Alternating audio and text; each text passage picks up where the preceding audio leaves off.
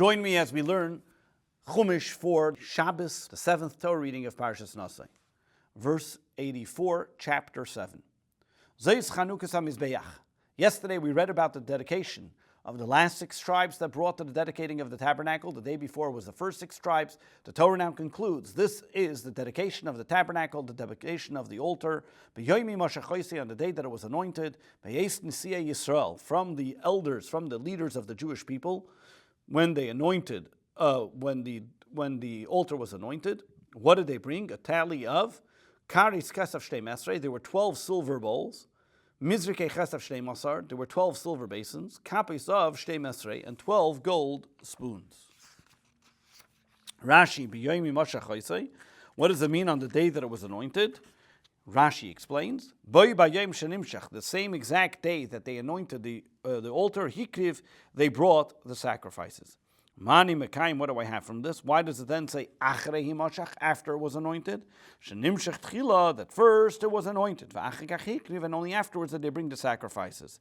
So then maybe it means after they anointed it, that's when they brought it. Achrei Himoshach Lachar Zman, maybe they did it in a later time. Maybe it's not telling me that it was that exact day. Maybe it's just telling me that it was by day and not by night. But then when it says at the time that he anointed it, we already know that it was by day. So then what's the verse coming over here to tell me in the day that it was anointed? If it's coming to teach me that it was the actual day of the anointing of the altar, that they actually as well brought the sacrifices, and all the sacrifices brought it for the dedication of the tabernacle. Karis Kesef Shtei Mesrei, Heim Shis Nadvu, Heim. These are the same ones that they donated. There was nothing that got ruined in between. That means the exact ones that they brought to the Holy Temple, those were the ones that were used for the Holy Temple, and everything stayed proper and nothing got ruined in between. Verse 85. Shleishim Umeya, verse 85. Shleishim Umeya Akara Achas, the weight of each silver bowl was 130 shekel. Kesef of silver, v'shivim hamizra ka'echad, and there was 70 shekel was all the silver, all the basins were 70 shekel. Kel kesef hakelim, if you take the entirety of all the weight of all the vessels that were given, would be alpayim v'arba meyes b'shekel hakedesh, would weigh then 2,400 shekel according to the sacred shekel. Rashi, Kel why does the Torah have to repeat it again if you just do the math? Count each one of the tribes, count what they gave, do the math together, and you get a total. Why does the Torah have to give me a tally as if I can't do the math on my own? Because when it said 130 and he didn't say clearly what kind of shekel, therefore it repeats it again. And therefore includes all of them, that all the vessels that they gave were, when we talk about the weight, we're talking about the sanctified weight, the holy weight, which was much higher value. All the silver of the vessels, this teaching us that every single vessel in the Holy Temple was exact. Each one, he would weigh it individually and then put it together and see that the weight was exactly the same, that everything should be exact and precise to its measurement and weight. Verse 86. Kapes of Shtei Mesrei, there were 12 gold spoons, malayas potatoes filled with incense.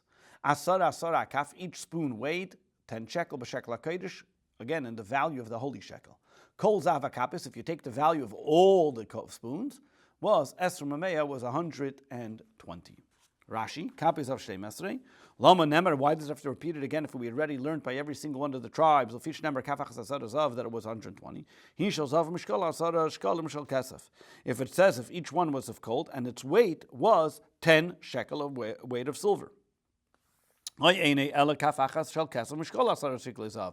you look at it, it's very hard to understand. Is it that the spoon was gold, but the weight was of silver, or that it was of silver and the weight was of gold? And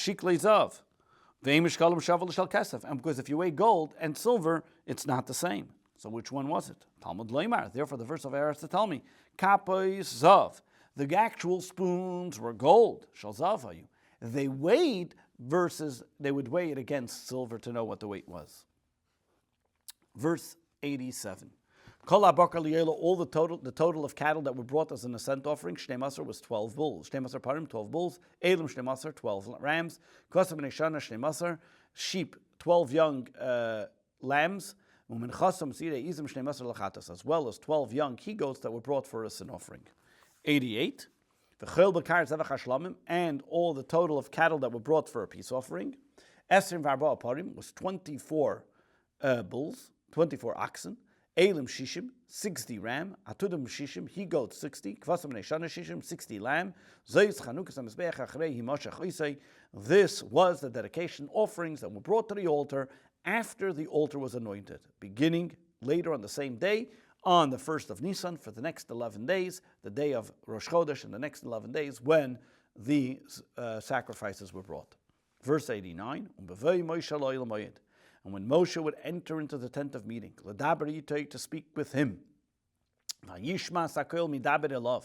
would hear the voice of God speaking to itself, meaning, which was coming from between the Krubim, which was above the Ark of the Covenant, the Ark of the Testimony, from between the Krubim, and it spoke only to Moshe. As we're going to see, Rashi explains.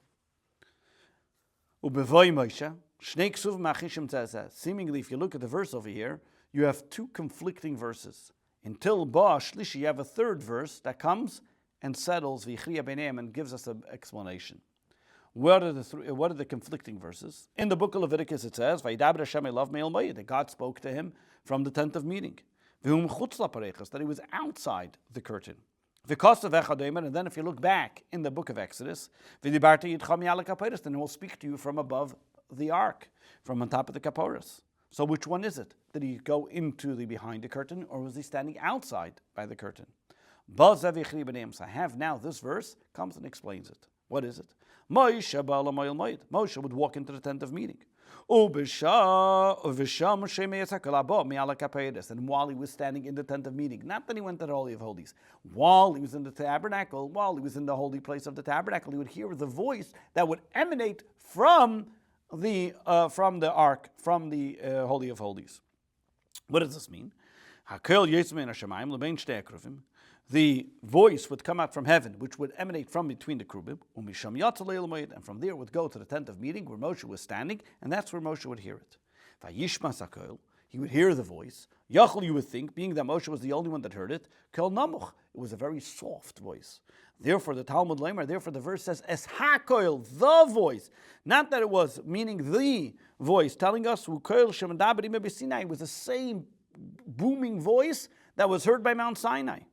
What's the difference? The difference was that when it came to the entrance of the tent of meeting, entrance of the tabernacle, the voice stopped and didn't go out. That was the miraculous nature of this voice. Though it was a booming voice that Moshe heard, nobody else heard it outside the tabernacle.